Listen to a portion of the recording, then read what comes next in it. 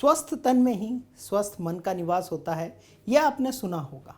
और अगर हमें स्वस्थ तन चाहिए तो इसके लिए हमें स्वस्थ जीवन शैली यानी कि हेल्दी लाइफ स्टाइल जीने की ज़रूरत होती है। ये हेल्दी लाइफ स्टाइल हमें होने वाली कई बीमारियों से बचा सकती है और साथ ही साथ हमारे जो जीवन काल है, टाइम स्पैन है लाइफ का, उसे बढ़ा सकती है।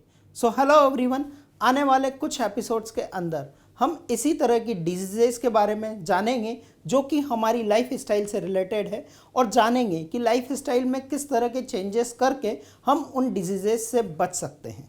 डायबिटीज़ मेलाइटस एक ऐसी डिजीज़ जिसके बारे में आपने सुना होगा, हो सकता है आपके आसपास में, आपके घर में या किसी रिलेटिव को ये डिजीज़ हो।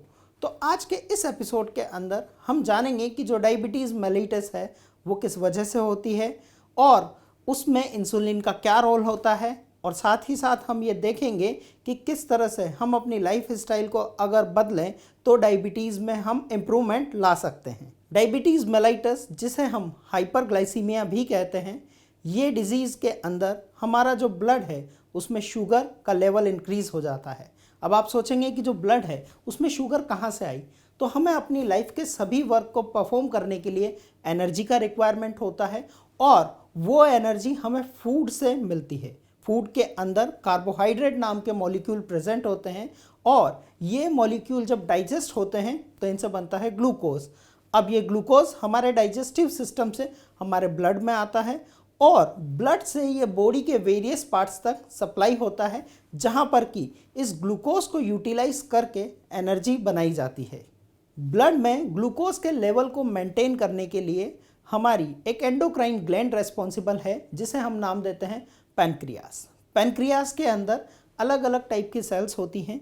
इन्हीं सेल्स में से जो बीटा सेल्स होती हैं वो इंसुलिन नाम का एक हार्मोन सिक्रीट करती है, और ये इंसुलिन हमारी बॉडी में ब्लड में ग्लूकोज के लेवल को मेंटेन करने के लिए नेसेसरी होता है। अगर हमारी बॉडी में इंसुलिन का सिक्रीशन कम हो जाए तो ग्लूकोज ज़्यादा हो जाएगा, और ऐसा बीटा सेल्स के डिस्ट्रक्ट होने की वजह से होता है। डायबिटीज़ को हम दो पार्ट्स में डिवाइड कर सकते हैं।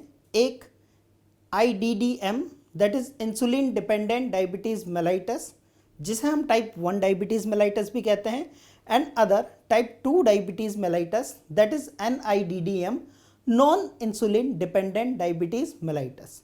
जो इंसुलिन डिपेंडेंट डायबिटीज़ मेलाइटस है उसे हम जुवेनाइल ऑनसेट डायबिटीज़ भी कहते हैं, क्योंकि ये छोटे बच्चों में बचपन से प्रेजेंट होती है।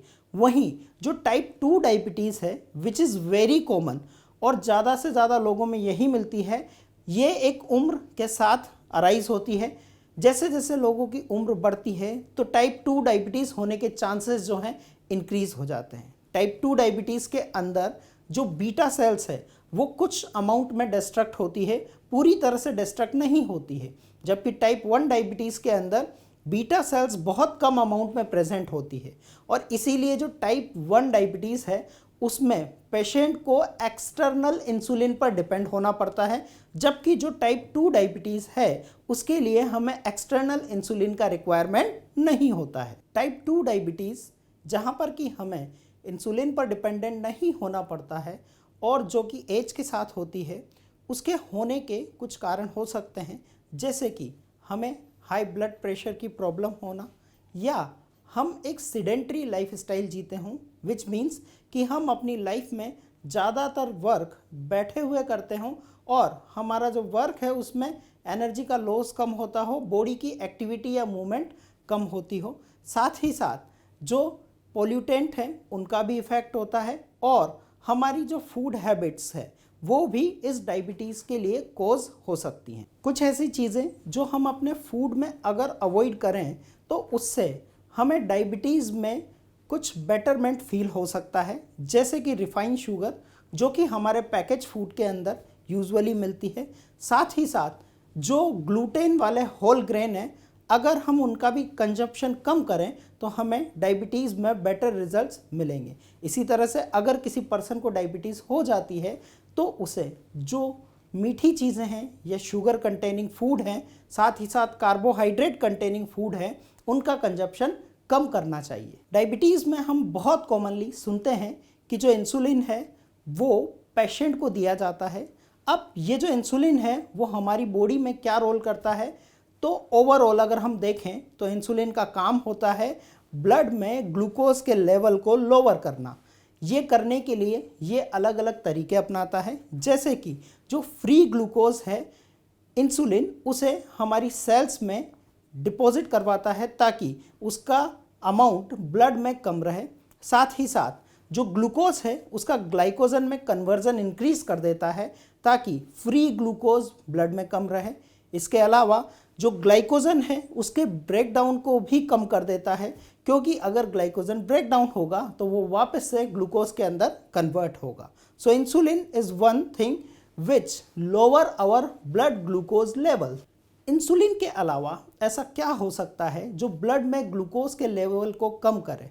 सो इंसुलिन सबसे स्पेसिफिक चीज़ है, बट अगर हम अपने ब्लड में ग्लूकोज को कम करना चाहते हैं तो हमें अपनी एक्टिविटीज़ और मूवमेंट को बढ़ाना होगा, क्योंकि हम जितना ज़्यादा एक्टिविटी करेंगे उतना ज़्यादा एनर्जी का कंजप्शन होगा, और जितनी ज़्यादा एनर्जी यूटिलाइज होगी उतना ही कम ग्लूकोज ब्लड में बचेगा। तो हम ज़्यादा से ज़्यादा योगा, एक्सरसाइज, वॉकिंग और रनिंग करके ग्लूकोज के लेवल को हमारी बॉडी में से लोअर कर सकते हैं, और यही वो लाइफ स्टाइल चेंजेस हैं जो कि हमें एक बेटरमेंट की तरफ लेकर जाएंगे डायबिटीज़ के अंदर। सो आई होप आपको आज का ये वीडियो डायबिटीज़ मेलाइटस के ऊपर पसंद आया होगा, और अगर आपने इसे पसंद किया तो हमें कमेंट करके बताएं। साथ ही साथ लाइक करें, सब्सक्राइब करें हमारे चैनल को। हम इसी तरह के और भी डिजीज़ रिलेटेड वीडियो लेकर आपके पास आते रहेंगे। तब तक के लिए टेक केयर, थैंक यू।